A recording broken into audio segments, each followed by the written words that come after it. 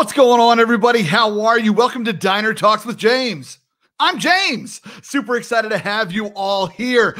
I'm pumped, y'all. We got a brand new diner out here. Eventually, this will hopefully be shot in an actual diner, but we shall see. But we just moved on Monday and moving, y'all. What a good time. What a good time moving is. It's atrocious. It's atrocious. But we got it done, and I'm pumped to be here. But y'all, we got Diner Talks with James. We got standards to start this show off. Let's get it cracking. Let's jump in with tonight's top three. All right, here we go. First one, in honor of the move. These are the top three things I am glad that are over now that the move is done. Number 3, being back in college with the way I have to piece meals together, because I've successfully packed just the wrong spices or the wrong foods to now I'm like, do these things even go together? I have no idea. Tina and I actually ate ramen, 67-cent ramen last week. It was incredible. Good to be back. Definitely gave me stomach problems. Okay, next. The other thing I'm glad is not that is over is the fact that I'm not anymore going to make boxes that are too heavy for my ass to carry.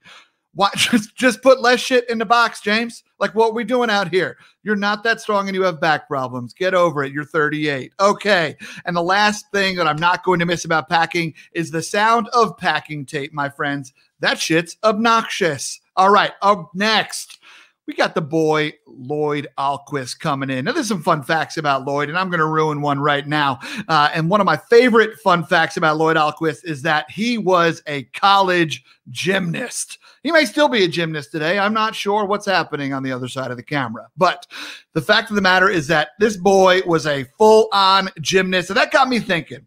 Gymnasts do some really badass things. So it's like, what are my 3 favorite things that I love to watch whenever I watch like the Summer Olympics or the World Championships like that? Here's the three things that I love to watch. First off, how are people doing flips on those balance beams?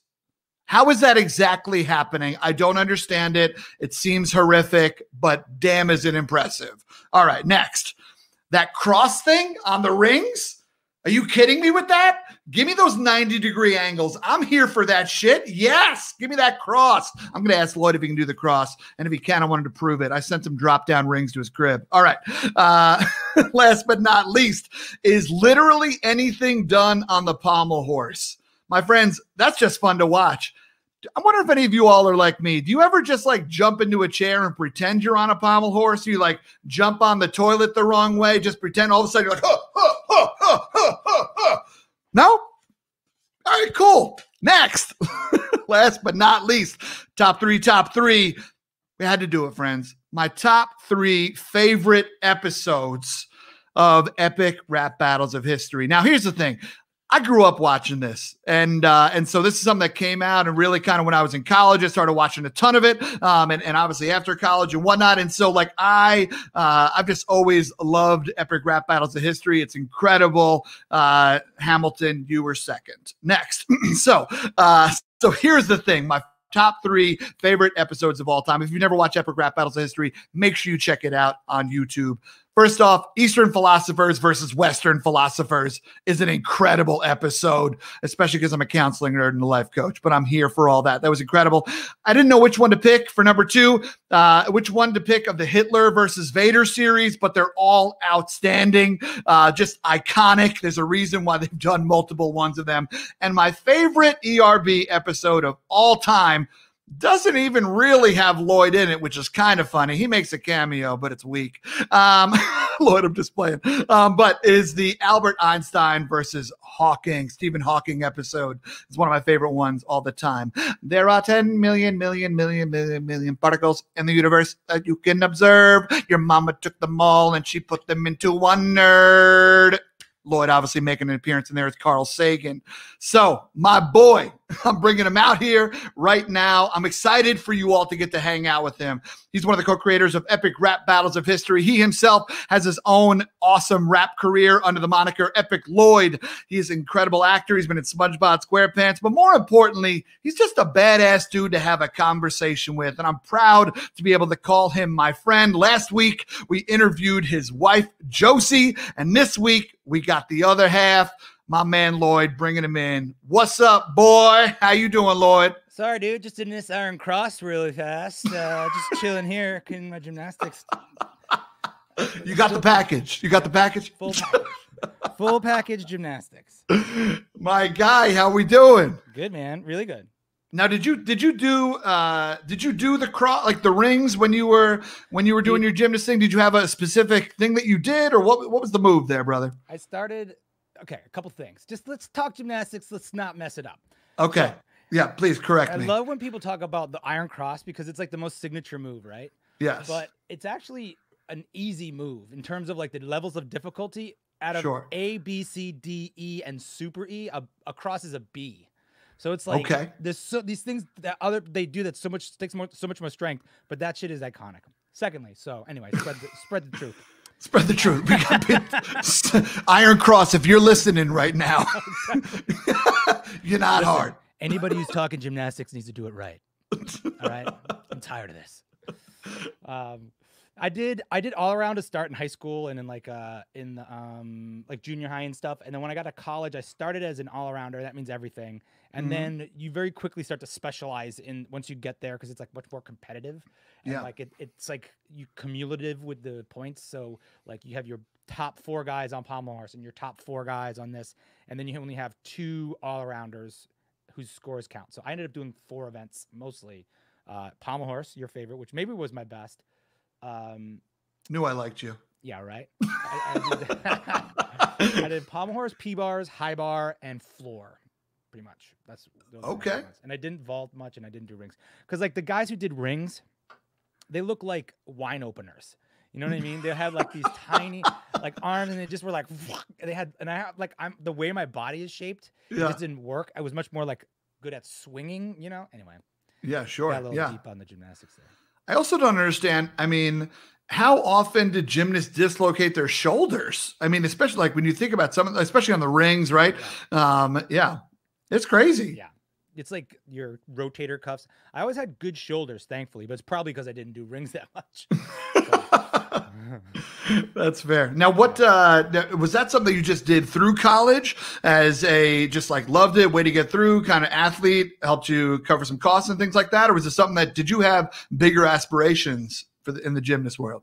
I mean, it definitely helped me go to school. It was a part of my selection process. They helped me get scholarships and stuff. And so that was a big part. It was like my identity then. All through high school and junior high, I was just into, and it really was only 4 years, which goes by in a heartbeat nowadays. But back then it was like all my friends, and at high school it was like Lloyd the gymnast, and that was kind of like a part of my identity, which made me feel like special. You always want to feel unique. So I always knew I would go to college, and then there are certain things I knew I was going to do, and be in the Olympics is like the biggest one you think about in gymnastics. And I never really saw myself in the Olympics. I don't know why. I think I started late. I knew I had started late. There were kids who were just better built for it than I was, or better, you know. So anyway, I did it because I loved it. But when I stopped doing it, after like I busted my knees really bad. So after I stopped doing it, and then I started following, and I'm sure we'll talk about improv. I just started following improv. It felt like life wanted me to do that. There was this weird feeling of like always getting hurt in gymnastics, banging my head against a door. Yeah. And then when I changed courses, like the whole road opened up. So I was relieved to stop, I guess I should say. Sure. Yeah. It had its time in your life, and you're like, cool, that's dope. Yeah. Well, other people, fair. Like most of the guys I did college gymnastics with, about half of them just never left the gym and just were coaches. That's where they went, because you can coach. And like one of my best buddies has been coaching all over the world. He coaches in New Zealand and Singapore, and him and his wife, they just travel from like camp to camp to camp, because they both are coaches and they don't have kids. So they're just like, oh, here's the American coaches, and they bring them to wherever.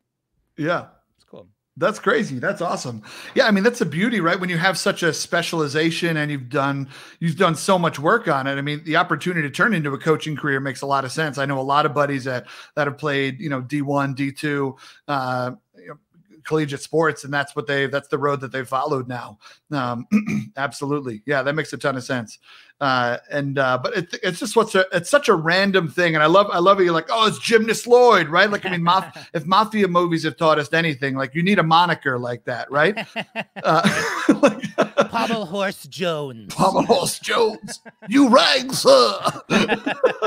Listen, Palmer Horse, I need you to take out Spaghetti Legs High Bar. Right away, sir. Yes. Can you tell I haven't had too much social interaction with people lately? Yeah, it's perfect. It's perfect. Yeah. Yeah. You just lock yourself up in your little cave back there.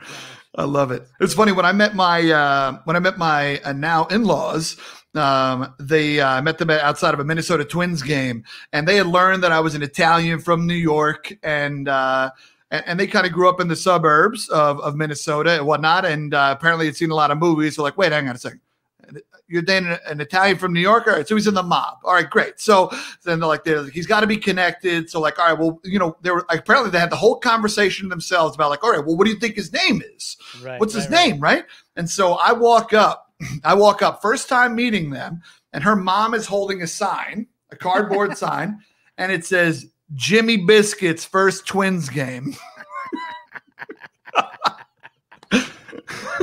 Now, first off, I don't know how she knew me so well without knowing me at all. I freaking love biscuits. Like biscuits are religion. It's so good. Biscuits. Jimmy so Biscuits. They knew your name was game. James Robillata, but they gave you the name Jimmy Biscuits? They gave me the name Jimmy Biscuits. And I said, I love this family already. Yeah, I know. Knowing Tina, that checks out. That checks out. Yep, exactly. I was like, all right, well, in-law, check, got it. Not going to be a problem. Here's a question for you. You're a New York guy. Do you call your in-laws mom and dad? Do I call yes, I do. Me too. Yeah, I do. So funny because my in-laws, they're the best people, they're probably watching now. Hi, Janet. Hi, Mike. Hi, Mom. Hi, Dad. Like they're from Wyoming, and it's not really like that there. It's like more you call them names, and I had a talk with them. I was like, look, I want to call you Mom and Dad. I hope this is cool. It felt good because my parents always called their like respective in-laws Mom and Dad, and growing up I thought it was cool. So it's a regional thing. I can't. I can't. And actually, it irks me to hear somebody else call like someone older by their first name. Like my parents raised me with an intense amount of respect. Like it was something my dad was a stickler about. If my friends ever came over and called him John, he like sat them down. He's like, it's Mr. Robillata. Yeah. All right. Mr. Robo, maybe if you can't get through the whole name, but like, but it was very much, even to this day, whenever they introduced me, my parents introduced me to their friends, they say, this is Mr. Brooks. This is Mr. Abrams. Right. It's not like, and they're like, you can call me George. Right. Yeah. Exactly. Dude, I get it for sure. Yeah. I love that. I always hated when people call old people cute. Like, oh, look at my grandma. She's so cute. I'm like, motherfucker, I've been through World War II. Yeah. Like, that's not cute. Stop calling me cute. 97 years. Oh, sorry. But like, I'm 97 years old over here. Right. I was born in Chernobyl. What you done? Cute. I walked through Chernobyl with bare feet. I invented the third eye. Yeah, exactly. Yeah, no, absolutely. That idea of respect was something that my dad hammered into me. It was something that, and when I was younger, it was annoying, right? Because it was a little bit was like, yo, Dad, just be cool, right? Like I'm trying to like this is my friends, and it's definitely one of those things that I did not understand until I got older, and now I'm glad for it. But in the moment, it's just like, just roll with the punch, Dad. And he's like, no. It's now something that I understand and I respect as well, and will probably pass on. But in the moment, it was definitely like Dad, loosen it up. I hate you, Dad. I never asked to be born. When you introduce, like say somebody who's older than you introduces themselves as like Bill, do you feel like you want to call them Mr. whatever? You know what I mean? Yes, absolutely. Yeah, for sure. Especially like, I mean, if I ever, I've played golf with Tina's grandfather here a couple of times. And there's been moments where like he introduces me to his friends, and they, they're 70, 80 years old. I played with this guy who was 89, and he shot his age on the golf course, which is crazy. That's good. I don't know. Yeah, it's really good. Yep. Especially at 89. And so, but he was like, name's Rick. I was like, I don't know if it is. I can't. Yeah. I'm nervous. It was pretty much sir the rest of the round. That's pretty much it. Sir and Mammon all the way around. There's something nice when you say yes, ma'am. It feels right sometimes. It feels like you're doing someone a sign of respect, and you like, hell yeah. It feels like old fashioned but good. Yeah, yeah, absolutely. But ma'am gets you in trouble way quicker than sir does, though. Ma'am will get you in trouble way quicker. There's some people. It's like, how old do you think I am? I was like, oh God, I'm in a corner. This is awkward. Run away. Run away. You're hot. Can I say that? I don't even know what's happening. This is weird. Oh God. Unsubscribe. Unsubscribe. Yeah, for sure. So it's interesting for segue, Lloyd. You know, in thinking about being the bad guy. Speaking of bad guys. You frequently in the epic rap battles of history series, you frequently find yourself on what I would consider the antagonist side of things. Yeah. Would you agree with that? Yeah. Mm-hmm. Yeah. I'm in the duo Nice Peter and EpicLLOYD. I'm typically the prickly side of the Velcro. Yeah, there you go. Well done. That's what I call my beard. And but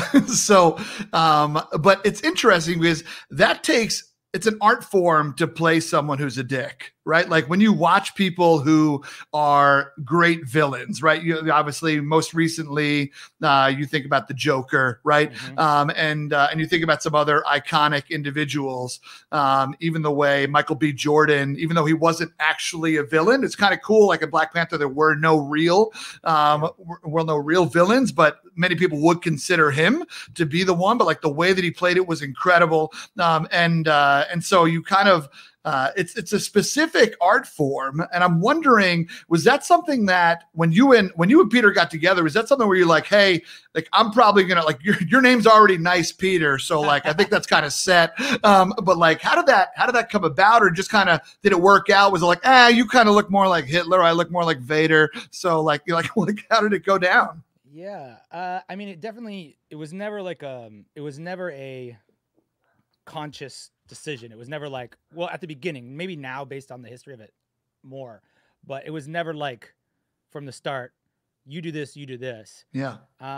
But I think it's a little bit about the people that Pete and I are. I think I have a little bit more of a anger base sometimes, which helps with a villain. Okay. And also I love all those like movies. Like I don't watch comedy. I don't watch lighthearted stuff as much as I like, Silence of the Lambs or Terminator or It or these. I love that stuff. So I connect with the characters more than like Austin Powers, or I always thought that stuff was kind of corny. Yeah. But Pete loves it. So yeah, I think it's about like the person that we are, a little bit, the energy. But Pete has played bad guys before. He just does it in a different way. And the other thing about Pete that's great is that I can play that bad guy, and he's good enough to not disappoint on the good guy side. You know what I mean? Like you can, if I'm the bad guy and just looking like a star, like wiping the floor with these other characters, I think that's sends a bad message. But Pete can pull off the Jim Henson's. Like I could never pull off Jim Henson. Like he's got like I'd watch it. He's got like I know. I do have a Jim Henson puppet over there, but I'll bring that's that cool. later. Yeah, for sure. Yeah, that's the second segment. Yeah, actually, it's Stanley. My bad, Stanley.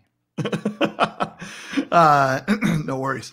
That's awesome, dude. In approaching the world as an antagonist, right, as someone who is designed to spark emotions in individuals that we are taught aren't healthy, but yeah, we actually know are, right? Like anger, rage are actually really important emotions to know how to deal with.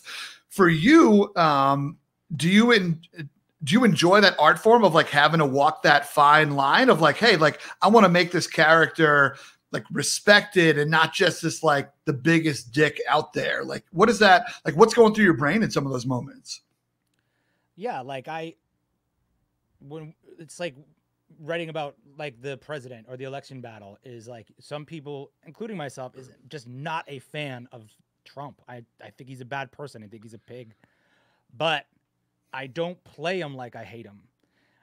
And the way I can justify it is like I think that like you want Rocky to beat Drago, like full on steroid at his prime Drago. Yeah, exactly. And for me, I don't think you don't want like a drugged Drago. You know what I mean? So you gotta do him justice, and then you gotta beat him with the side that you like. And you gotta do it as an MC. And I think that is the only way to get respect from both sides, if I could say that. Yeah, no, hell yeah. So yeah, I think that like I justify it as it's cowardly any other way almost. Mm-hmm. Yeah. Yeah. It doesn't do the art form service. Doesn't do the audience any favors. Yeah. Or the absolutely. Characters, you know, like it started early with like the Hitler, even as Hitler, we were like, are we going to do a Holocaust joke? Oh my God. But it's like, how can you do Hitler and not say that? It's more disrespectful to the people, the millions of people who suffered in the Holocaust to like, just never say it. Yeah. That's awful. Right. And then you put Hitler in carbonite and kill him. Naturally. Yeah, naturally. Yeah. I mean, we have standards here. Yeah. You know. Yeah, no, for sure. I mean, you do an incredible job at it. It's just so fascinating. I think for me, the reason why I asked that question is because I have my Achilles heel in life is that I have a deep desire to be liked. Right. And that's something that it drives a lot of what I do and my behavior and the way I interact with individuals, for better or worse. Let me make sure it's on both sides. But so it's interesting because even in the plays that I've been in, oftentimes in improv scenes that I've been in, like I'm skewing towards like the wacky guy, or like maybe I am playing more of a straight man, but it's not necessarily on the antagonist side, like the jerk side of things. And so it's just I have a lot of respect for individuals that can play that part really well, because I just have this like weird thing that's in my own psyche, right? Like this desire to be liked that I think gets in my way. And I think it makes me appreciate people who can play those things even more, because I get in my own way. I feel that. Like, I think I have a desire to be liked as well. I just think I've discovered that people like awful people. You know? Yeah. People like the villain. Like, where's Batman without Joker? Like, where is, the Losers Club without Pennywise? The villain is the best part a lot of times. But yeah, I feel that. I feel that. No, that's real. That's real. It's interesting because, you mentioned that like you still have this desire to be liked. And how does that show up for you? Like, where does that come in? I think, I'm not sure, like it manifests itself in like, if somebody's waiting on me, I'm really uncomfortable. Or if I have to make a decision that somebody else doesn't agree with and I have to stick to it, I feel like I let that go a lot. Yeah. You know what I mean? So I think it might be in that. And I think it might also be like, I don't know if it's about being liked myself, but like I am a conflict. I'm like a middle child type thing. Like I'm good at diffusing the situations. Yeah. I'm a people person. And I think that's because I can say the right thing to a stranger or whatever to like be the person they need me to be in a situation. Mm-hmm. So I don't know if I think it's probably deeper rooted than that as to why I do that. Yeah. But I think that's how it manifests itself. Sure. Yeah. Yeah, absolutely. I mean, just playing, sometimes playing that schmoozer, right? Making sure that people around you feel comfortable, feel wanted, feel safe, feel heard, feel seen, right? Yeah. I'm really sensitive to if something is making someone's uncomfortable. I can tell that, and I want to solve that. I think that's me. Like, I want to make sure that person is okay, rather than just sitting there in the uncomfortableness. Be like, yeah, let him wait, or whatever it is. Any of those other things. You're earning your stripes right now, kid. Yeah, right. Sit in it. Stay there in the taxi. Jimmy Biscuits. Jimmy Biscuits. It's amazing. It's amazing. I think it's incredible, Lloyd, that you mentioned that, because as someone who follows you as a friend and also as a fan,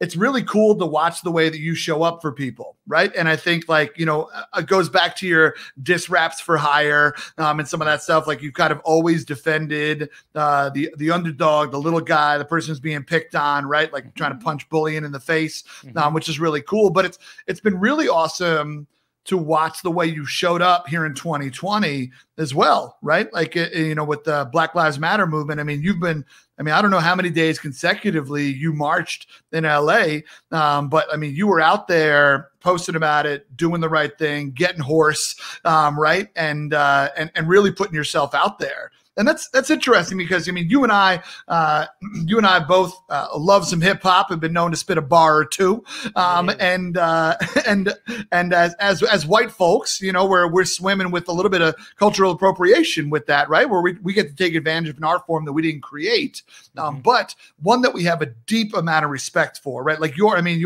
hip hop knowledge is, I would put it up against most, and so it's not like you're like, this will be a fun gimmick, hey, boots and cats and boots and cats, right? Like, like, it's not like that, right? Like, hip hop is in your blood, and so it's been. So I'm curious for you, with the Black Lives Matter movement, and you've been vocal before. This wasn't the first time. You weren't like, huh? Oh, this is a thing? Okay, right? Like, you've been vocal before, but I'm curious, like, how did it feel this year for you to kind of be out there, and especially as someone who is followed by others? Like, were you having to have conversations with people who were posting stuff and responding? Like, were you kind of getting all sorts of responses, or like, what was that experience like for you? It was pretty surreal, man. I've never been through something like that as close to home as this really was. There was, the marches took place 2-3 blocks from my business in Santa Monica. There was marches. There was also looting there. There was cops there. Right up the street from me is Pico and Fairfax, which there was like a bunch of protests, but also like they were setting cars on fire and stuff. So it was very visceral in terms of, like, you could feel the mix of emotion and the rage in the air. And it felt like, it's like get swept up in a wave. Like, I didn't really know what to feel about it. I just knew I should be there. Yeah. And then in terms of, when you're dealing with a lot of people, especially on the internet, like, you're going to have people who have different points of view on everything. And you can either pander and try to please everybody, or at a certain point, you just have to let people know where you stand. And I felt like we had to do that, even in the smallest ways that we did, even just putting a banner on Facebook or on YouTube, or posting on Instagram or something. It's just like, look, man, this is where we are on this. If you can't rock with us, then like, we probably weren't going to be friends anyway. So, right. It was So it was powerful. And then going out and doing some of the marches, that happened a couple days later. I just felt like it was so weird. I felt very proud of not myself, but of the people that were there. Most of them were younger than me. There was high school kids there with like bullhorns and signs and stuff. And I found myself like we were walking down the street on Culver Boulevard, and this young girl was like, in the street. And part of me was like, probably I shouldn't walk in the street. It's not really safe. And then I see these 17-year-old kids just walking out in the middle of traffic for this thing that they believe in. And I'm like, you better get out in that goddamn street. And so like, I was like getting out there, and I was like, I felt like not parental, but like just proud to be like, I'm with them, So it was cool. It was moving. It was very moving. Yeah. That's how it felt. It's kind of cool also. I mean, we're not old, but we're not 17-year-olds, right? Like, and that was one of the most moving parts of the experience for me, was being around that energy, right? And that youth. And like, I still consider myself a young kid, and I don't ever really think I'm the age I am, but that has to deal with my lack of maturity. But still, like, there was just this beautiful energy that was occurring, right? Like when we were walking around the streets in Minneapolis, and like you said, like, I had that emotion. Also, there's a huge road here called Hiawatha, and it's like, I was like, oh shoot, we're stopping traffic on Hiawatha. Like, this is crazy. Like I drive this route every time to the airport. Like, this is nuts. But it was also just like this beautiful energy of like, no, hell yeah, we're doing this, and let's go. But it was super incredible and inspiring to be around that energy as well. And I love how you put it earlier, where you're just like, I didn't know what I was going to do there, but I knew I needed to be there. And that's how I felt too. Like, I mean, you know, I would say the chants while we were marching, but I also just did a lot of listening, right? And just a lot of just like, this is really, it's for a super messed up reason, but it's really special. It's and important. It's history. And, it was history in the making. Yeah. I saw iconic things, you know, that you see in the newspaper. And, you know, the National Guard, like kneeling with the crowd was like a beautiful moment. And like, yeah, sitting in the middle of the street and just looking headlights straight on, you know, and like looking around you and just being like, wow, I'm here. It was cool. It was cool. And I hope I hope it lasts. I know these things don't happen overnight, but like, I hope that the exposure and the focus on that and those particular issues, it makes a step forward. You know, I think it will. I think it already has. Sure. But you try to make that step as long and as big as you can, you know, until the next one happens. Yeah. And who knows how long that'll be. Right. Yeah. Woven into the fabric of the future. And not just this cool moment where, you know, yes, we changed a couple laws that needed to get changed, but like, how is the conversation changed? How are we talking to people differently? And honestly, how are we listening to people differently? I think that's, you know, most people in life are more interested in being right than they are in what is right. And in this case, I think this is, you know, this is a moment where a lot of people are learning what is right, and it's pretty special. I hope so. Yeah, hell yeah, dude. Well, it's been dope. It's been dope to see you out there, and to see the work that you have been doing, have been doing, continue to do. It's beautiful, man. And just I mean, the thing is that when it comes to when you get to a certain level of popularity, like image matters. I mean, image matters at whatever level of it. But at some point in time, and we see this all the time with companies that are making statements that are trying to toe the line, and you're just like, this reeks of bullshit. And it's fascinating also because there was an interesting tie-in with the way you talked about playing some antagonists to the way you're talking about this as well, where it's like, listen, if you're not down, like, this is who I am, right? I'm coming with it, and this is the information, and you're probably going to love me more for it because authenticity sells. But yeah, it's super fascinating to think about that, and the fact that y'all made the choice, knew this was right, and we're just like, nah, this is what we're doing. I mean, it's a no-brainer. You know? Yeah. And I hope that also too, like, the hardest part, I think, is when you talk about listening, you have to listen to, you know, the people who agree with you, but you also have to listen to people who don't, and you can't just shut your mind. And it's so hard to do that because sometimes the things you hear people say are just preposterous. But I also find that, like, using like finger pointing and you suck and all that language that we want to say also just pushes us farther apart. So like the listening, I think, comes not only from people you agree with, but you also have to listen to people you don't agree with. And I think that's harder, but just as important. Yeah. Hell yeah, dude. Yeah, I agree. Just as important for sure.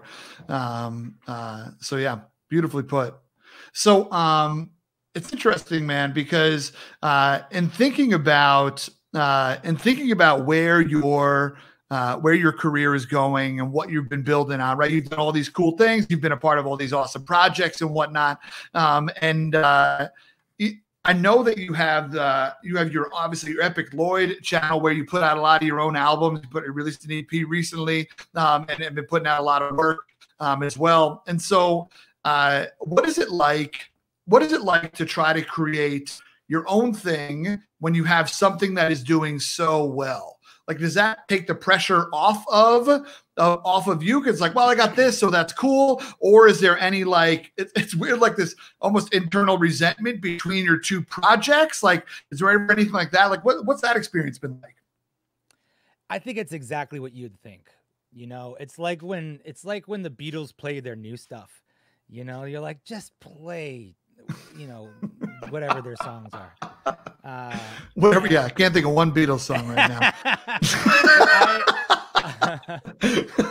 I think it's like a much smaller, and I do have my own channel, which I've always been pretty good about just posting my own stuff. But people want to hear rap battles. Like if I go on the road and I say, hey, it's EpicLLOYD, and I don't do rap battles, then it's gonna be rough for me. But I think I've embraced that, and I've like come to terms with that, of being like, if this is the biggest thing I ever do, then that's pretty good, you know? Yeah. But I have to do it. I have to do this other music. It's the thing that allows me to do the funny stuff. I have to do, because I use rap and music as like more than an expression of comedy and more than an expression of jokes. So even if people, you know, don't like it, which they do on my channel, all things are very, very positive. Yes. I think it's more when I meet people in person, like 99% of them are going to know me from rap battles first, which I'm super proud of. But then there's a smaller percentage of people that really dig this stuff that I do. So I like doing it, but I'd probably do it anyway. Yeah. Right. Yeah, sure. Yeah. I just have to do it. I've always done it. I got books and books and books and like lyrics, but I think I'm doing some of the best stuff I've ever done, you know, like all the work on rap battles and all the training and all the knowledge that I've gone through. And then this year has forced me to do so much more just on my own, because I'm not able to go to the studio or do things. So I think all those skills have been funneling into this work. So like the last thing I put out is one of the best things I've ever done, which is this project that like I had all these different MCs from all over the world. And like, we all told this sort of first person account of the lockdown so far, kind of day by day. And I was super proud of it. And it was less about the writing and the rapping I did, and more about being able to express myself as a musical project on a whole, and being like, this is the vision. I now on my own have the ability to put this together. I don't need this person. I don't need that person as much. And then I use those mixers and the editors and stuff as like the polish in the end, but the vision, I'm able to see it through, which is like really satisfying. Yeah. Yeah, hell yeah. Yeah, it's your baby from the conception of the idea all the way to the finished product. Yeah. Yeah, that's dope. I love the one line from the second rapper. He said, I've been sitting on this couch so long, I'm feeling homicidal. Yeah. Yeah, it's dope. Yeah, a sick project for sure. But it's so interesting because you are, that's my new favorite phrase, by the way. I say interesting a lot now. It's awesome. Interesting is the longest word that means literally nothing, right? Like interesting is never more than a 5, never less than a 5. Yeah, like, exactly. Like if someone tells a joke that sucks, you could say interesting. Interesting. It's bad. Yeah, exactly. Yep. Someone makes you a plate of food that you think is disgusting. You're like, interesting. Yeah. I've been a professional speaker for 10 something years, 10 something. That's a phrase people say. And so you weren't old, James. Yeah, I know. I'm doing great. Thanks. But for 10 some odd years, and it's in the beginning, the vocal pauses were ums, ahs, like so's, and now there's all these new phrases that my body has concocted. And one of them is like every time I transition, like, oh, this is so interesting because, or I say all that to say, which literally means nothing, and you're like just all this fluff.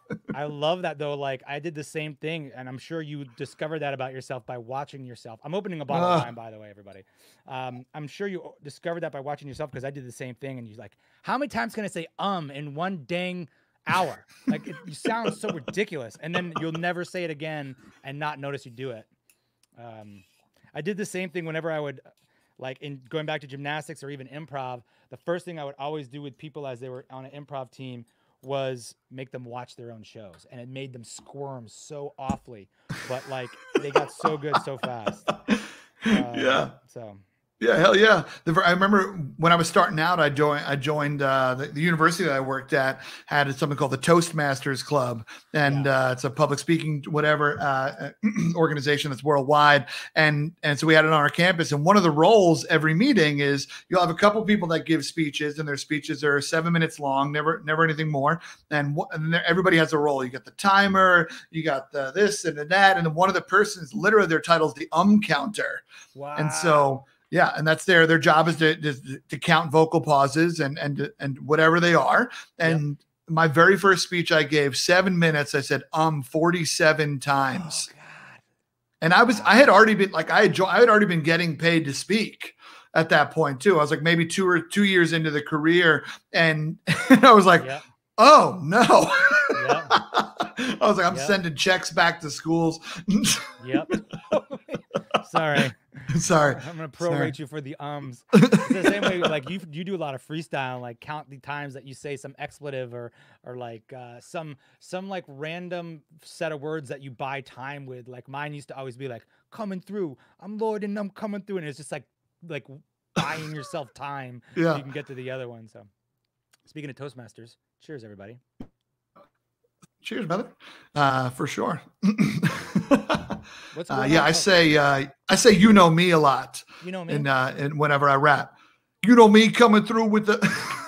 You know me. Jimmy, what did you call yourself? Jimmy Biscuits. If you don't Jimmy rap, Biscuits. Jimmy Biscuits. What are you doing? What are you doing? What are you actually doing with your life? Cancel the show. No more Diner Talks. Jimmy Biscuits EP coming out in April. Unbelievable. Welcome to the Jimmy Biscuit. Is it a cooking show? Jimmy Biscuits? It's a little everything, I think. It's a little everything. I'd have to have a little Southern swag to the rap though, like a Slim Thug tone or something like that. Right. Yeah, let's keep it in the pocket like 3 stacks. Man, you said that before. Like my hip hop knowledge, I think I know how to make music, but gosh, I can't recite lyrics worth anything, and I can't like remember names to songs, or I'm terrible with stats. Like people always quote me rap lyrics and stuff and be like, you know that guy from this? I'm like, yeah. I'm so bad at that. It's like my worst like flaw. Yeah. You can't recall it, but you know it. Like, I mean, you grew up listening to hip hop. Yeah, but I could listen, like I can't tell you the words to my favorite song. Like I literally don't, they just don't stay there. It's ridiculous. Meanwhile, songs that I listened to when I was 7, of course, every single word is there. But now, I like to think it's because I'm so smart that there's no more room left in my brain. Yeah. But I don't think that is actually the deal. Yeah. I think the movie Inside Out taught me that, right? Where you like push one thought out, it's like a little ball, it goes away, and then a new ball comes up. Yeah. Yeah, that's backed up by science. Yeah, Pixar. Disney Pixar. told me so. Yeah. Father, Son, and the Holy Walt. I love it. You've been doing the rap battles for some time, and it's cool to keep doing the same thing and to keep finding life and new energy. And obviously you're always asking listeners to kind of like shout some stuff out as far as, like, hey, who's next? You decide, and things like that. So for you, there are some times that I think individuals get bored very quickly with projects that they're working on. And it's very easy for them to get bored, and they're kind of on to the next one. Like I know people who are serial entrepreneurs and like, I started my first business and then I did that so I could start this one and this one. And they never see a business all the way through, right? It's like they started their jam business so they can move on to their, pickles and then move on, whatever, like they got and now they're into stocks or whatever. But so they keep it moving. How do you keep smashing the refresh button so that you're coming out with the innovative stuff that you all do? To be honest, if it wasn't as successful as it was, I might have kept moving. You know what I mean? Sure. Sometimes Yeah. people Okay. move on because they're not real successful, but this was really working. And it was giving me the opportunity to do lots of other things. And I think that's how I've always done it, is like the reason why I make my own music and the reason why I did things like, Epic Studios or the theater or like any of these live shows is the rap battles is the like main coal in the engine, or should I say the main panel on the solar panel. Thank you. You're welcome. I think I do a lot of other things on the side, and those things help me not get sick of just rap battles. I think if I had to do only rap battles, I think that I would suffer, and I think also that those videos would suffer too. Yeah. Yeah, hell yeah. What's one of your guilty pleasure projects on the side? Like one that you're like, I don't even give a shit if nobody likes this, but like this was just super fun, and like maybe it didn't even do whatever well is, but you're just like, I just freaking love this, and this was super fun to work on. I mean, I think it was this last video I put out. This thing I called it 2020 Phase 1, and it was just. It's like 11 minutes long. It's really long. I'm not in it that much. But it was really just like, it wasn't like super fun, but it felt like, like what you were saying before, like as a white guy who does rap in the year 2020, in the midst of everything that's happening, like what the hell do I have to rap about? Like what's my voice worth? And it's serious. Like, cause I usually rap about things that are like important to me, or things that kind of made me mad, or like struggles, you know, any of that normal stuff, or like things that make me happy, but they all seemed sort of petty this year. But I still had to make stuff. Actually, Josie told me, Josie said, you know, you know a lot of people, and you're good at bringing people together. You should bring people together. And that was what I used as like the voice that I had, was like, and that's why it was so like fun and joyous. It was stressful, but it was also like joyous. Yeah. Because it felt like I had something to contribute in a place where it was difficult for me to find that target. Mm-hmm. It was nice to make the target be other people in a way. I don't know what I'm going to do for the second one, because now we're going to do the second one. We'll see what happens. Now we can, yeah. I got to remember the deadline for that one. Minneapolis for sure. Yeah. Yeah. That's cool, dude. That's awesome. I think we often put so much pressure on ourselves as creatives that like this next thing's got to be big, or this next thing's got to be the whatever. And we put a lot of pressure on ourselves. I know it's something that I'm very guilty of. I mean, and you know this because I interviewed you for a podcast that I did a number of years ago. And I mentioned this on an earlier episode, like I recorded 8 episodes of a podcast that never saw the light of day. You were literally my first ever podcast episode. It was on a whim. We were in a hotel in San Diego. And we're like, hey, you know what the most beautiful place is on earth? Inside a hotel in San Diego. And so, and so we went in there, and but it was one of those things where it's like, I never let it see the light of day because I didn't think it was good enough. And I didn't trust it. And there were just a few things that were wrong. And instead of recognizing that this is going to be a project, and like, these are 6 episodes of what, if it catches, or if you like doing it, will wind up being 100 or 200 or whatever, right? Like a number of episodes, like, but I let that was enough for me to like punch that idea in the face and be like, nah, you're not good enough. Know your place. Get back on the back burner, which is where you'll always stay. And and your wife loves to nail me on about that. I was like, where's that podcast? Where's that podcast? So yeah. I think that like, I feel you. Like those feelings of being like, you're not good enough, or you're suck, or you should be on the back burner. Like that, none of that's good. But I do think that being picky about what you put out there is a good thing. I think it's good to be selective. Mm-hmm. And I think a lot of like young creators will ask me about this stuff. And I mean, I can't speak to those guys that upload 3 times a week and they just bomb through all that stuff. And there's people who have massive success that way. I just can't really speak to that. But what I can speak to is like, we have 500 songs that never will see the light of day. We have so many verses of rap battles that will never see the light of day. Yeah. Jokes and jokes and jokes and jokes and jokes. And there's this attitude now sometimes in like the entertainment business, and especially when it's like not in LA or New York, sometimes.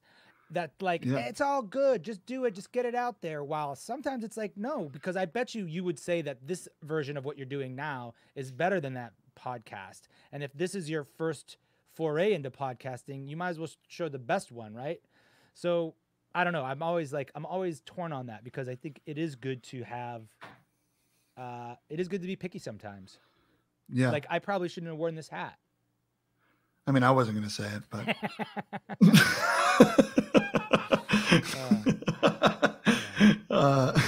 I get on my soapbox about that stuff sometimes. I think sometimes there is a propensity sometimes for there to be too much squishiness, and people are too injured by real honesty and critique when it comes to something that that person might really dearly love. Mm-hmm. So I think people get crushed too easily these days. But I sound real old. Now I sound really old. But I mean, yeah. Go ahead. You go. No, well, I was going to say, I mean, I agree, to a certain extent, I agree with you. I think in general, we need to be better at feedback, right? And listening to each other. Absolutely. I think we also need to be better at discerning what is feedback we want and what is feedback that we don't. I think a lot of people just ask for a blanket of feedback, and instead of asking for the kind of feedback that they want, right? Like, I mean, if you don't tell me that you want me to look at this or look for that, and I come in with some feedback about something you didn't want feedback on, then like that's on you as far as I'm concerned, because you didn't communicate what you needed in that moment. But this is something I saw, and so I think there is, I think, and I know that's. I don't know. I have some friends that definitely would consider me like the Simon Cowell of judges for some of those things, where it's like, no, I'm giving you the whole feedback. Like, you can be better, and so I'm coming in hard with this. And not everybody's ready for that. And also, that's on me to ask, are you ready for that? Sometimes, like, what do you need from me right now? But I agree that there is a certain sense of. I like how you put squishiness. I mean, I see myself in that in many ways, and so I appreciate that that I guess the way that you put that. But I think it's still interesting because you need to have discernment for what you put out there. But there's also something to be said for the people that are just like, no. This is freaking great. Like I have a buddy of mine who's got the work ethic of an ox, and he has put out so many cool projects and spent a lot of money on it and done some really awesome things. And I'm just like, when did you get out of your own way to be like, fuck it, I'm doing this, right? Like there's some beauty in that where it's just like, no, this is what I want to do. This is what I want to put out to the world. And this is it, right? There's part of me that sometimes holds myself back where it's like, it's not good enough. I don't know if you're going to get enough blank or enough this or whatever. Or, it's like when I first wrote my first book, as soon as I finished the first book, I literally started the second one the next week and sent out an email to a few people, be like, hey, my book's out. And I didn't market it because I didn't think it was good enough, right? Like there's a line in there somewhere where you got to see it through. Right. Like you were just talking about with rap battles where it's like, we just, obviously it caught and it hooked and it got fire and that helps. But still promoting yourself. But you got to see it through. Uncomfortable. Yes. I hate that too. I don't like, it's uncomfortable. It is part of the business, but it is uncomfortable. And I wish because in a lot of, you expect that once you get to a certain point and or you hope that when you get to a certain point, like you're not the guy selling your CD out of your trunk anymore. It's like somebody else is selling your CD out of their trunk. And you're like, can I just be the guy who writes the book and then I go write my other book because I'm a writer. I'm not a PR agent. There's just like this time, like it's like the ultimate goal is somebody else does it. But until you get there, you got to do this thing. But I'm with you. I have a hard time being like, look at me, look at me, look at me. Like, hey, look at this. Yeah, for sure. People just are like, the reason I have a hard time with it is because how it makes me feel when I witness somebody else doing it. It makes me uncomfortable for them. Yeah. And I maybe it's misplaced for me, but it just feels like cringy of like, But then there's some people who do it right. And it's a delicate thing of like, I don't know, just coming at it in a different way or giving incentives in a different way that like it almost like legitimizes it. So I think it's part of the business, but it's not my favorite part. Yeah, for sure. But I mean, in terms of keeping the quality up though, like it's hard to tell. It's hard to tell whether it's going to be up to snuff or not, but that's why you keep people honest around you, Yeah. But actually, yeah, for sure. I want to dive in a little bit deeper into that, brother. Yeah. Oh, not these two again over here. Okay, all right, break it up, you two. Enough of this here now. Oh, yeah, that's right. You're not smiling now, are you? All right. Apparently, we're getting a little bit too deep there. Triggered. I'm triggered. Oh, no. Shoot, brother. So that means that we got to jump into a segment here, brother. We got a segment here on the show that is called "Things You Didn't Know About Me But Are Now Glad That You Do." Okay. Please note that the name of the segment changes every episode, but it's the same idea. We're gonna bounce stuff back and forth on each other. I'll go first since I've been kind of putting you on the spot, but just random facts about ourselves that other people didn't necessarily know. Sounds good. All right. First off, for me, I had dinner with my in-law grandparents tonight, and we were talking about Scotland. My wife and I got to go to Scotland. Tina and I went to Scotland a few years ago with my parents. It was a special trip, but one of the most cool things that we did, one of the most badass things we did, is we got to do falconry. No way. And we literally got to like catch in, like I had to the big long glove, and I got to catch the owl and feed it a baby chick. And then like you got the falcons that go out and they come back. And it was incredible. Did you have an owl or a falcon? So we had, they bust out like all these different birds, all the way from like a tiny owl, this like little adorable dude that had a little beard. So, I was with it. And all the way to this big ass like barn. It wasn't a barn owl. It was like but just this giant owl. That was probably at least 3 feet tall. The thing was crazy. And then they had there was a golden eagle also, which Those are huge. They're Those huge, so dude. big. Yeah, no, it was incredible. Yeah. So yeah, that was one of those times where I was really glad that I was a big guy, because not everybody got to like try to catch the golden eagle, but he was like, "Get over here, you tree trunk." Now all my stuff sounds super boring compared to that. Ugh. Now I gotta think of something else. Yes, I won. Cross this off. Yeah, I'm left-handed. Isn't that great? I would have caught the hawk with my left hand. Oh my God. That's amazing. How much does that cost to do? It was like around 100 pounds. It was not, it wasn't crazy. Right. It was like, it was a couple of hours, and they teach you about all the birds too. And then you actually go for a walk with one, and this like falcon follows you around. It was kind of cool. That's amazing. Yeah. Oh my gosh. What do I have now? Shoot. Okay. This is a story. I don't know if I saved anybody's life, but, and I don't know if this is appropriate, but like, being drunk, I think saved some people's life one time. Okay. And excuse me for the kids, but like I was at the theater, westsidecomedy.com. And, sometimes we stay late and we have a few beers or whatever. And I was responsibly taking an Uber home, and we're driving east on the 10, Highway 10. Yep, sure. And like, I'm in the back of the Uber, and this is before COVID and everything. So I'm just like BSing with the guy. And like all of a sudden, and there's not a lot of people on the road. All of a sudden we roll up on this car, and it's in the middle of this 5-lane highway on its side. And like, we're like the first on the scene, and it's just on its side. And we're like, what the hell? Cause you couldn't see what it was at first. It's like 3 a.m. So we were like, what is this? And then the driver like starts to pull over to the left of the road. And as we're pulling past the car into the shoulder, I just look over, and there's like 5 kids just like standing with their hands on the windshield, cause it's sideways. Yeah. So they're like this, and I'm just like, we gotta get, and at the same time, he's like, do you mind if I stop? I'm like out the door. Cause I'm like 4 drinks in, and I'm like, whoa, I'm just running down the door. I'm like, you get to the car. And I'm like, just running down the street with my hands up, and I like stop like 5 lanes of traffic. And then in a second, I got real sober real fast. Like, what are you doing? And I just like stood my ground. And then like 5-10 minutes later, the cops came and all that stuff. But I was like stopping all this traffic and like moving them and everything. So like, that's my superhero moment. Hell yeah, dude. Yeah. Thanks to IPA.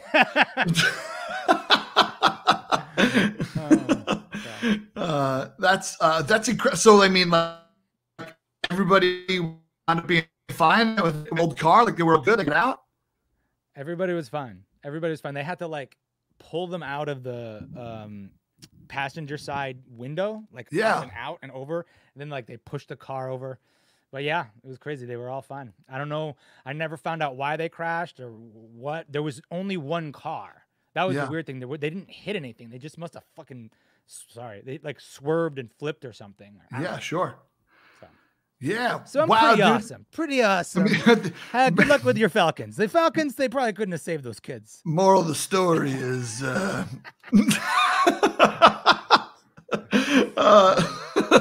that's awesome. We definitely should have told those two stories like second, but because I now have, I'm now regretting the order that I put these in myself. But I think they're going to be comedically so different that it's perfect. But you bring up an interesting point. It's fascinating being the first person on the scene, like witnessing the accent and going over, like you're just like that adrenaline is just flying. Yeah. It is. It's super intense. I don't know if I would have done it if I was sober. I just don't. It's like I fear that I wouldn't have. Yeah, interesting. I just didn't think about it at all. Especially on the 10. On the 10. Yeah. I got another. Okay, great. I got another story. Go ahead. No. It's your turn. Is it another crazy one? Because I was going to talk about the way I eat salmon. Oh, no. Go ahead. That's crazy. I eat salmon. You ever seen a grizzly bear? Grizzly bear. Stand on the waterfall. I was just out in Yellowstone. I know. Right, I didn't see one grizzly bear out there. It was some bullshit. I asked for my money back on the way out. Who'd you ask, Teddy Roosevelt? Yeah, exactly. Yeah. He said, bully. I played Teddy Roosevelt in Arsenic on Old Lace. Fun fact. Oh, cool. That's it, man. Tell your friends. So that is a fun fact. That is a fun fact. All right, great. That was mine. No. Exactly. So whenever I eat salmon or any fish like this, you know how they flake off. I eat them one flake at a time. I'll instead of cutting it, I'll just press on the fish and the segments will each slide, and then I eat them one slice at a time. Wow. I imagine that could be lengthy. That could take forever. Yeah, well, I need to slow down in life. So this is the one meal I do it with. Right. Solid. Does that annoy Tina? Is she like, would you just eat the fish, please? At this point, I feel like our relationship has kind of been one long eye roll for her. So I would say consistently unimpressed. Good job. Good job. Oh, this again. Okay, here he goes. Okay, here's mine. I hate bananas. And I hate bananas specifically. I think I'd rather eat a cat. But I do not like cooked fruit at all. No cooked fruit? No cooked fruit. Bananas, don't even try to cook nothing. But I don't Get out of here, Bananas Foster. Exactly. Get out of here. Don't ruin my peanut butter with your bananas. I don't know why. Maybe because I was forced to eat one when I was a kid, or I don't know. I blanked out. I blanked out. Much like when you saved those lies, you just blanked out. So you hate all bananas in all forms, but then in general, so you don't like any pies? Like pies are out. Are you cake over pie? Oh yeah. The only pie I like maybe key lime pie because there's no chunks or anything. Yeah. And maybe some sort of chocolate pie, but no fruit. No fruit. No fruit on my cake. Don't put fruit on my cake. Don't put fruit. What do I look like to you? Don't put fruit on my. Come on. I also, I have some foods that I hate to eat when they're in things, but I love them on their own. Like for example, I don't like people put pineapple on pizza. That's the biggest insult to me ever as a New Yorker and Italian. Yeah. Right? Like pineapple is nowhere near to be on pizza. No, but it's a fruit. It's a cooked fruit. It's a cooked fruit, and I'm out of here with it. Yeah, I like pineapple on its own though. But yeah, and bananas are also similar. I don't like bananas in things, but I'll eat a banana on its own. Fair enough. Trying to get my potassium up here, bro. They don't call me Special K for nothing. That was a periodic table joke. All right. I'm with you. No, I got it. I was there. Lloyd, let me jump back in, brother. I got a couple other interesting things that I want to touch on with you. So I actually got to talk about this with a mutual friend of ours, Douglas Wydick, as well. And he and I were talking about fame and the definition of fame. And so for me in my life, I have a goal of it's weird to say, hey, I want to be famous. I feel like it should be, you have to follow it up with something. I want to be famous for this. You can't just be like, I want to be famous, because that's way too open-ended. But when you talk to individuals about wanting to be famous or wanting to have notoriety, that feels weird and contradictory to being a humble, good person, right? Going back to our respect conversation earlier, right? Like it's weird to be like, no, I respect everybody, but make me famous. Yeah. Right. And so I'm wondering, did you have a desire, obviously you started doing improv back in Chicago and whatnot. Was there a goal of like, I would like to be famous, or I'd like to be at this improv theater famous, or I would like what's your relationship with fame, I guess is is the question I'm asking. I mean, you can ask Josie. That was what I said to her when we first met. I said, I'm going to be famous. I want to be famous. And I left it at that. And it's funny. It's like, cause I don't think that way anymore. But when I was younger, like just starting out in the entertainment business, I didn't care. I was in a ska band in high school. I thought maybe that was going to be our big break, the Boston. Hell yes.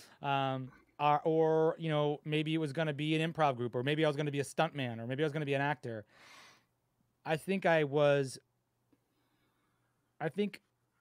being famous is a sign of success in the entertainment business. And I think that's what I like pinned it to, in terms of like, I wasn't that I wanted to have people be in awe of me. It's that I wanted to be excellent at something. And when you are excellent in acting, to me, part of the business aspect is you gain that fame and notoriety. Just like if you're a baseball player, or if you're like the highest level comes with a certain amount of built-in fame. I think at first I just said that because it was the easiest thing to say. Having a small amount of fame, like rap battles fame, I love it.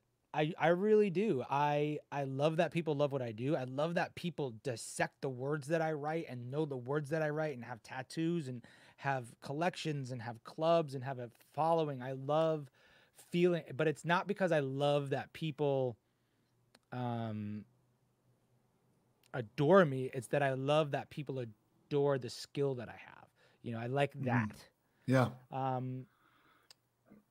So yeah, I deal with it as humbly as I possibly can. I don't think I'm great at being famous. And Pete, my partner, does not like being famous at all. Sure. I think like the image part of being famous is difficult for me, but I think it's a piece. If you want to maintain that, if you want to like stoke those flames, you got to look a certain way. You got to be dressed like this. You got to, especially in LA, it's so image based. Yeah. But one of the things that I did find out very quickly, coming from Chicago and growing up in that entertainment world, is that going into it, when I moved to Chicago, my concept, and especially growing up in like the country, my concept about the entertainment business was that there was either feast or famine. You were either this giant star, or you were sleeping in your car. Yeah. And that's when I would say I want to be famous, because it was like that meant success. But what I found out was that there's this whole sort of working class arts level, that these people may not be super famous, but they make their living doing the arts. There's commercial actors, there's touring musicians, there's writers, there's producers, all these things. And having not grown up around that, I wasn't able to see that until I experienced it like firsthand, which like took the pressure off the fame and just put it on the doing what I love, which was great. Being excellent at a craft. Yeah. And being like, I like being, they call it improv famous. Like me growing up, like the improvisers, I was like, oh my God, that's T.J. Jadagowski, that's Tammy Sager, that's John Lutz, or whoever these guys were. And I like that the students and the people at the theater where I am sometimes look at me that way. But it's not because what it gets me. It's because like it says that I'm doing a good job. It says that like I'm a master at something. Yeah, which is important to me. Yeah. No, for sure.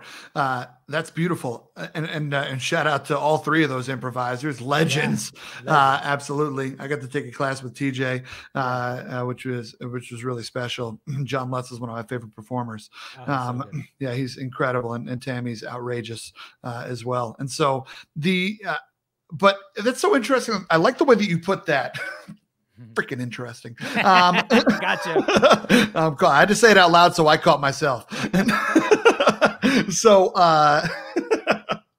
but the concept of, it's not that I am famous, it is that my talent is worthy of respect and are worthy of people recognizing it. And that's an interesting twist for me that I appreciate, because I think there is always inside of me, there was always this side of like, that feels weird. And I have this powerful memory right before my first marriage kind of really started to deteriorate.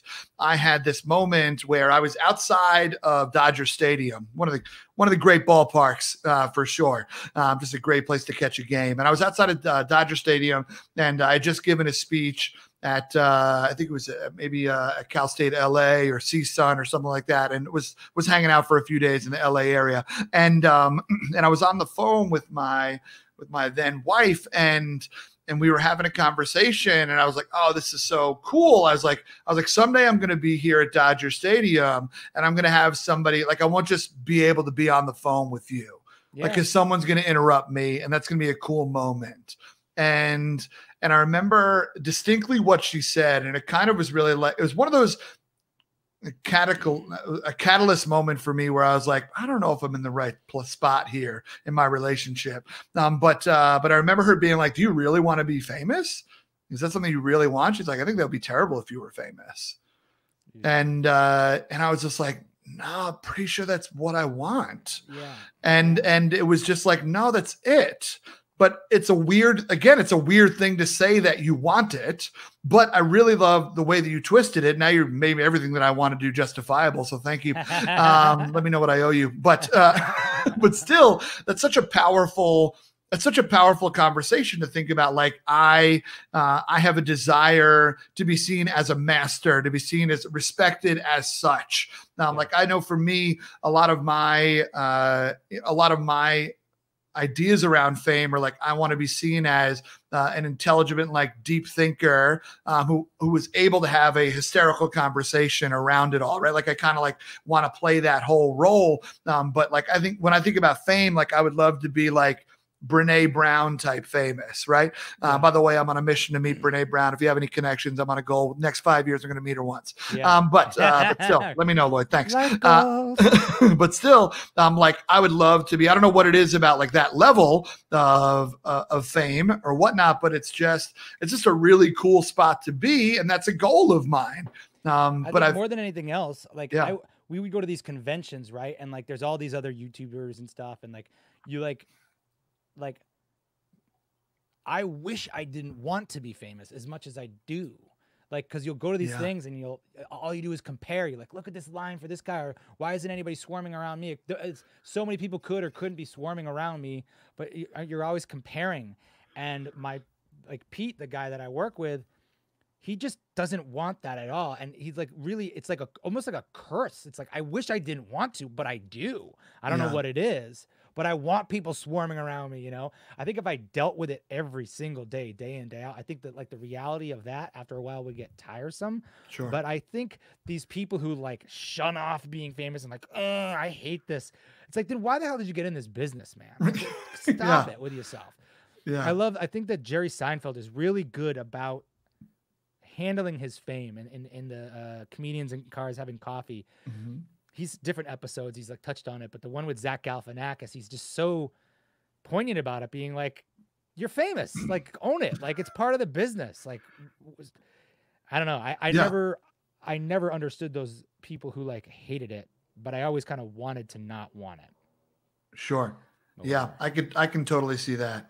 I can totally see that. I mean, for me, it's a little bit of like, yo, let me get that problem, right? Yeah, and then like, I can. Yeah, exactly. I'm gonna figure it out, and like, you know, it's so easy for someone to be like, I'm gonna be this kind of person, and then if someone comes up to me at Texas Roadhouse, here's what I'll tell them.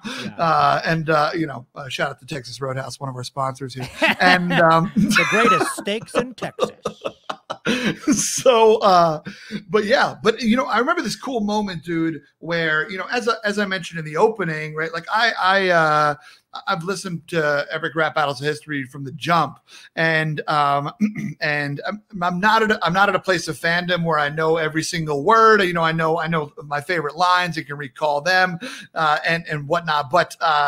But still, we had this cool moment that you and I really got to connect on, which was dope. It was a super fun day, or a couple of days in New York. You were out there for Comic-Con, and you got to perform live, right? And then you let me come through to the concert, and it was this surreal moment where I kind of like lingered in the back a little bit, but like hearing these people drop every single word of all these different battles, right? Like literally bringing people on stage and be like, you're going to play so-and-so, you're going to play so-and-so. Like, what a freaking cool moment. I just remember standing back and be like, this is the shit. Like, what a freaking, like, I don't know if you get this way, but like whenever I see a Broadway play, or if I ever see a performance, you know, maybe it's if I'm there seeing it live or something like that, like I can immediately put myself in the shoes of that performer. And like, I get overwhelmed sometimes with emotion of like, how special does it feel to be like I'm at a Beyonce concert in MetLife Stadium, and just like everybody's around singing this song. I was like, what does it feel like to hear everybody just hold the microphone out and just hear people sing your lyrics? Like, that's got to be so surreal. And I get overwhelmed with it, man. What? Yeah, tell me about it, dude. It's exactly how it's everything I love. It's my favorite thing that we've ever done. It's my favorite feeling I've ever had in terms of entertaining. Like the ERB tour and the ERB live shows, and we haven't done one in a long time, but we did a tour, and those live shows, when they go well, sometimes, you know, they have weird problems or it sounds bad, you know, it's kind of annoying, but like that is lightning. And I am a live performer. It's what I love to do. And it's so satisfying. It's just, it's great. That's dope, it's man. Great. And I love it. You know, like, I love talking to people after. I love meeting, shaking hands. It is like tiring if you like as a YouTube person, the platform is one such that it's expected that the talent does like a meet and greet, or there's like this connection with the talent that, you know, you wouldn't expect to get to talk to Beyonce after or whatever, but a lot of YouTube personalities are just that. They're not musicians or whatever. Their whole tour is a meet and greet. So whether people are able to discern one from the other, it doesn't matter. Like when they see YouTube or whatever, so doing like a show after a show can get tiring, and it's you know, your mingle juice kind of runs low after a while. But the shows are like, I really, really hope we get to do them again. That's beautiful, man. Yeah, it was super dope to witness. And just again, one of those moments where like I was watching it, but like take this as creepy as you need to. But like I was like in your body being like, yo, he's got to feel so fucking cool right now. It's like this cool, like that good empathy, right? Yeah, for sure. So I got one more question for you, brother. And it kind of ties into what we're talking about here and kind of putting a little bow on it. But a topic that I think about is legacy a lot. And for me in life, I have this constant battle. I've mentioned it on here before. I have a constant battle in my own head between presence and legacy. And legacy is something that I think a ton about. I often wonder if I think too much about. I'll talk about it with my counselor. But still, I think about legacy a ton. And I'm wondering, do you think about legacy, and what do you want your legacy to be? I never think about legacy. Cool. All right. Good interview. No, man. I mean, great. No. It's so funny. Like, I never think about it. I probably should, but I never do.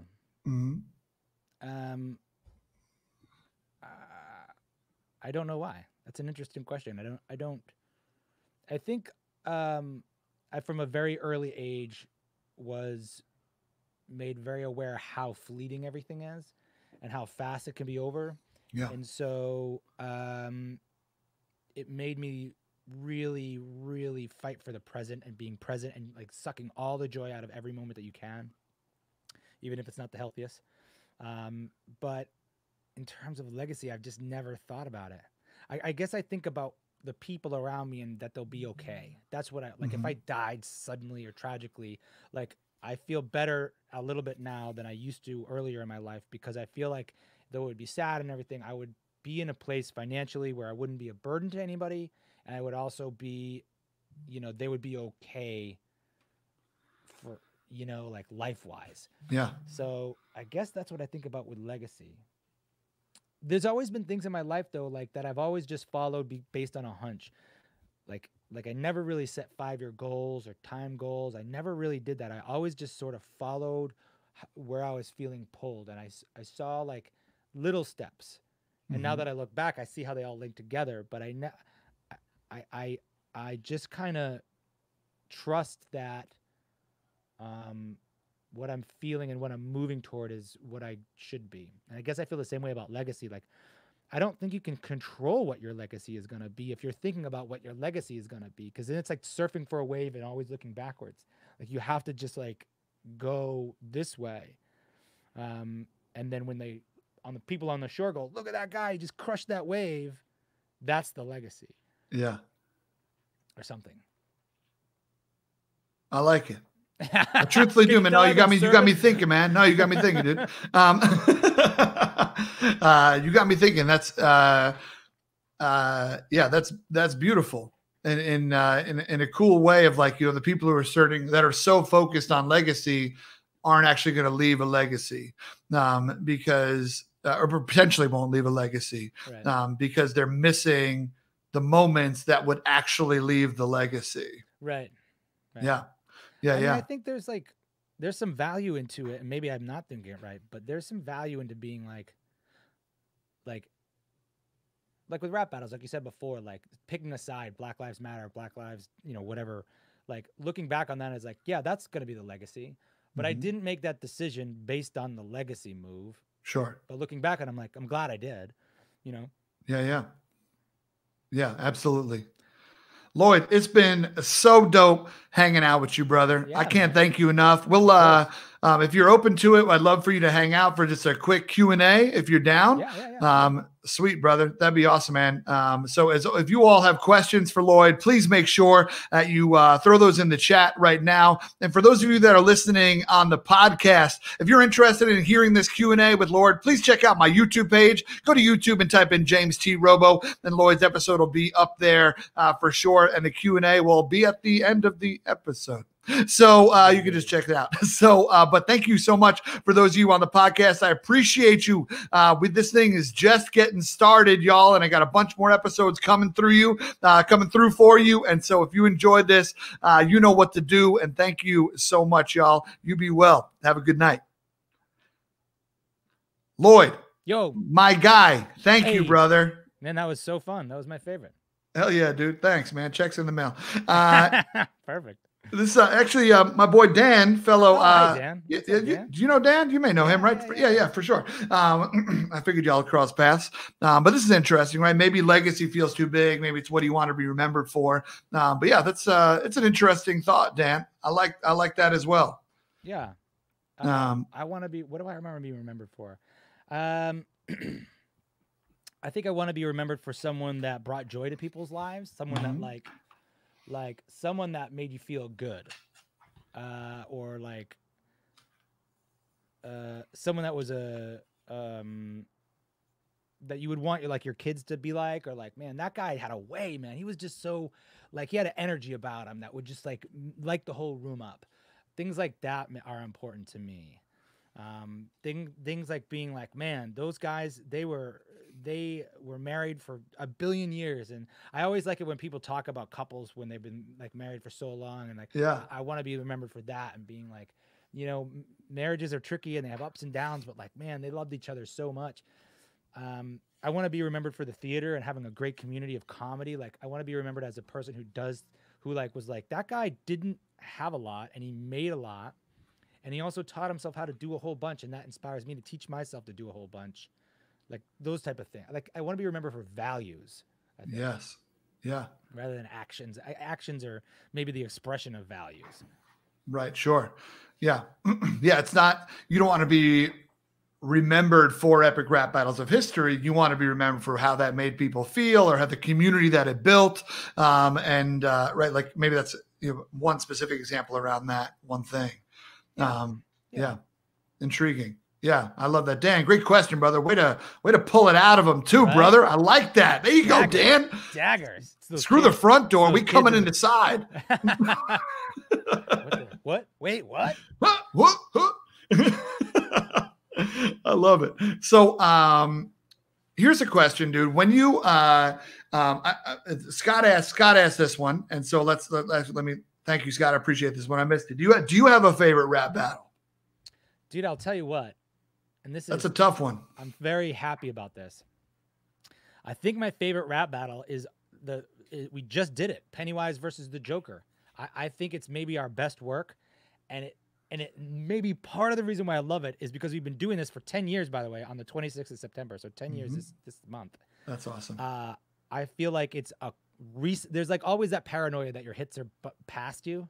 And this was like just one of our best songs. And so it's my new favorite. It's my new favorite. Pennywise versus the Joker. Hell yeah. I love that. When you ask, and I mean, I knowing you, I'm pretty sure you never asked this question. But I'm wondering, like, what do people often tell you are their most favorite? Like, what's the most, like, are you like, all right, fine, you can tell me what your favorite one is, but it's probably going to be A, B, or C. Like, do you get like ones most frequently? It depends on the person. Okay. If the person is like, just a normal, just like a normal working person, I could probably guess it. Just like you, like Einstein Hawking, massive, Lincoln Norris, or like one of the early ones. That if it's a young kid, it's going to be something new, Pennywise, whatever.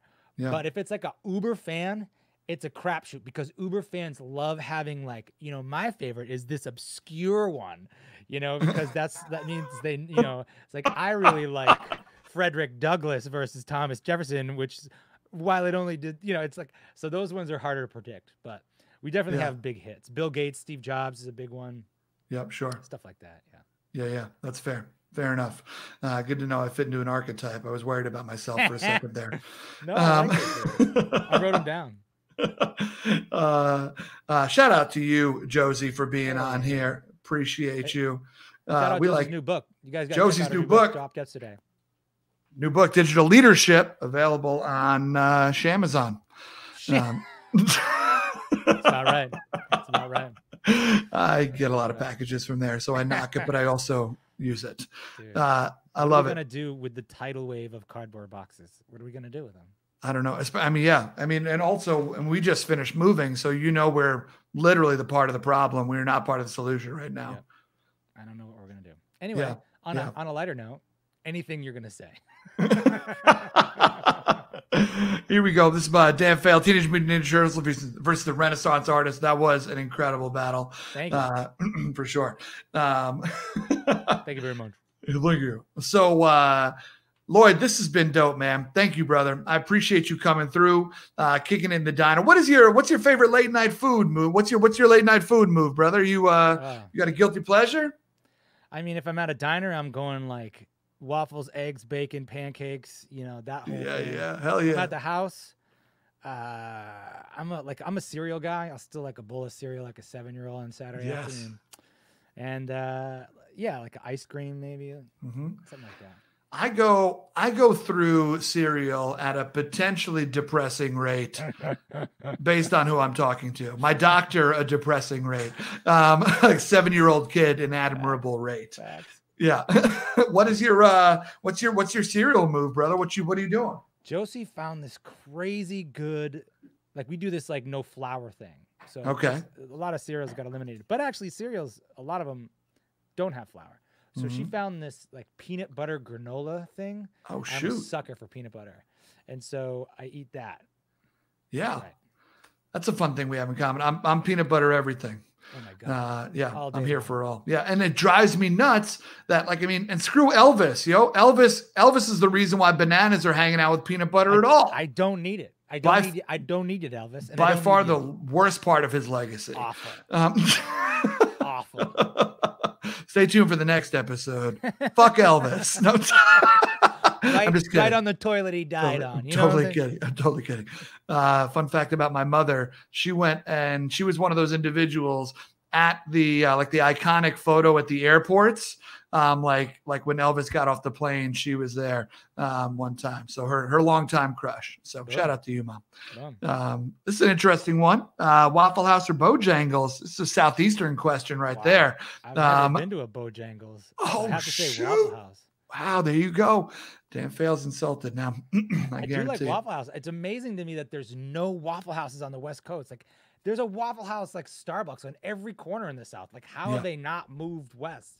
Yeah, how did that not happen? Don't know. I don't understand it. Yeah, Bojangles is a little more understandable because it's not as big, but Waffle House is why aren't, like, especially just like in small towns, right? Like you go see Josie's Family in the Dakotas and in the Wyoming or what. Right. Waffle Houses would crush out there, but they just stop. I don't understand. Maybe, No clue. No clue. These are the deep questions that we. Here we are. Yeah. Lloyd, thank you, brother. It means so much that you came through. Always great just to hang out with you, dude, and see your face. And so I appreciate you so much. Thanks for coming through the diner, homie. Anytime, friend. Hell yeah. Be well, dude. Okay.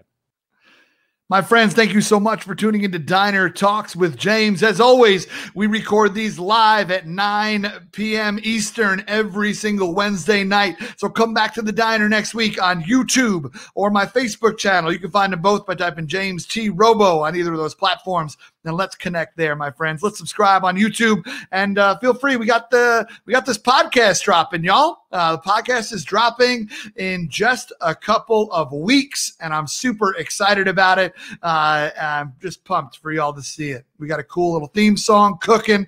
We got some other stuff. But until then, my friends, remember the difference between small talk and meaningful conversation is just asking a cool question. Thank you all so much. Be well.